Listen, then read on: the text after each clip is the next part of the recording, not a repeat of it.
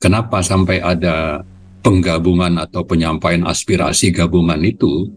Karena memang penyelenggaraan negaranya itu makin ke belakang makin bermasalah hampir di seluruh aspek kehidupan berbangsa dan bernegara kita. Jadi jangan disalahkan juga nanti kalau kita menyatakan sikap tadi atau menggugat pemerintah atau menyatakan menyatakan supaya yang bersangkutan itu mundur atau diproses menurut pasal 7A yaitu pemakzulan. Bahkan seandainya pun ada demo berjilid-jilid karena tadi tidak berfungsinya DPR, MPR atau MK dalam proses pemakzulan, maka demo yang kita harapkan muncul itu atau ada juga yang menyebut people power itu tidak bisa dianggap sebagai makar karena faktanya tadi penyelenggara negara terutama eksekutif dan legislatif itu sudah berkomplot untuk apa? Untuk melanggengkan KKN. Kejahatan itu sudah semakin nyata.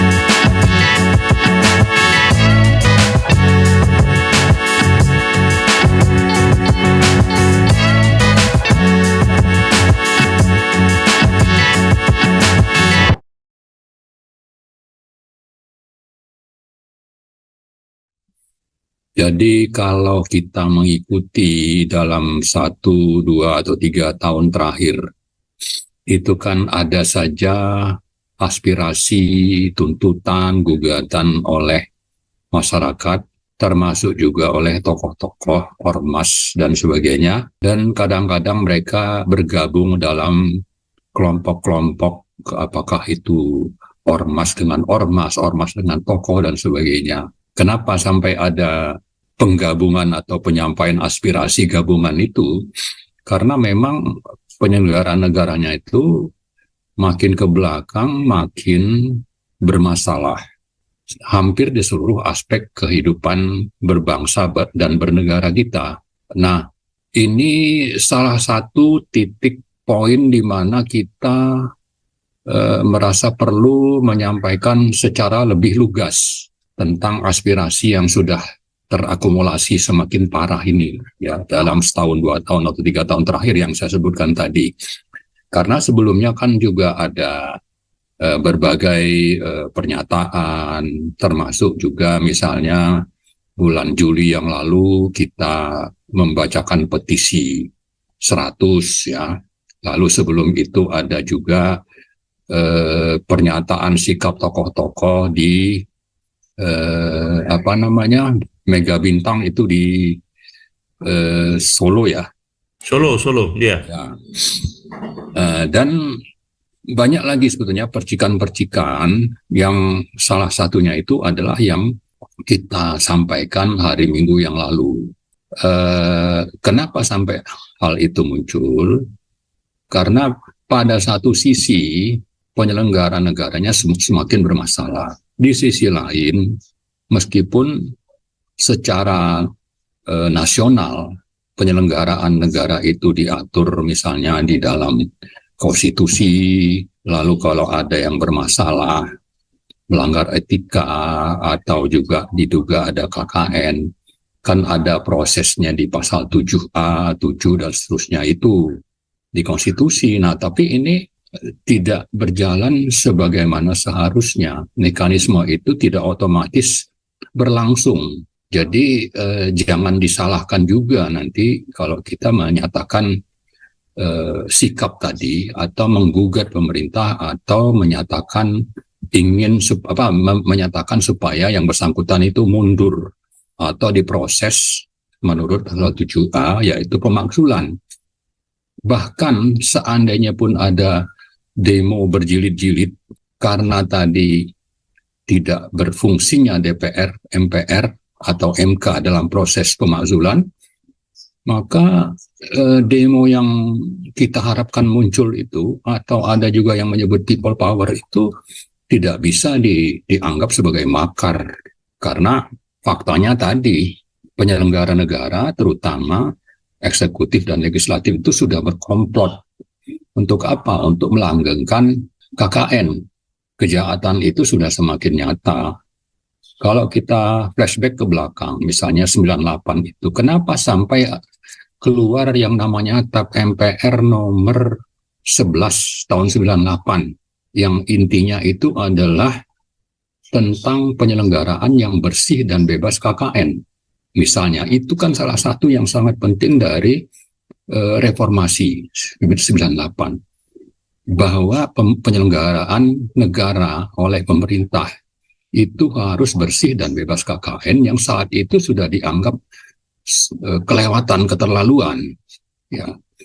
Nah, lalu dalam 2-3 tahun terakhir ini kita melihat KKN-nya itu muncul bahkan lebih parah gitu. Jadi wajar dong kita menuntut supaya ini dikembalikan. Sampai-sampai Bang Rizal menyebutkan ya, kelakuan anak-anak Jokowi itu lebih parah dari kelakuan anak Pak Harto itu, Tommy Soeharto itu gitu, dalam hal KKN-nya gitu. Ini sudah sangat keterlaluan. Lalu DPR tidak ingin atau tidak ada niat sama sekali untuk memproses misalnya dari langkah-langkah pembentukan pansus, yang biasanya kalau sudah ada pansus, ada temuan pelanggaran hukum atau ada penilaian terjadinya pelanggaran etika atau korupsi, maka itu kan sudah sangat wajar diteruskan ke MK untuk nanti MK menilai bahwa ini wajar untuk diproses di MPR. Untuk dengan begitu diharapkan kalau semua anggota itu objektif menilai, sudah seharusnya presiden itu dimakzulkan. Itulah secara umum ya. Jadi kembali lagi kita melihat banyak pelanggaran, reformasi muncul karena kejahatan yang terjadi dari sisi penyelenggaraan negara. Kemudian kejahatan itu belakangan ini justru lebih parah, tapi di sisi lain yang harusnya melakukan penegakan hukum itu justru berkomplot. Maka dengan itu otomatis kita merasa kita punya kewajiban ya. Ini bicara kewajiban, ini bukan bicara mengejar kekuasaan. Ya, bagi saya seperti itulah minimal ya. Kalau ada yang punya agenda untuk ganti ini dan supaya dapat jabatan itu hal lain. Tapi yang lebih penting fakta lapangan seperti ini.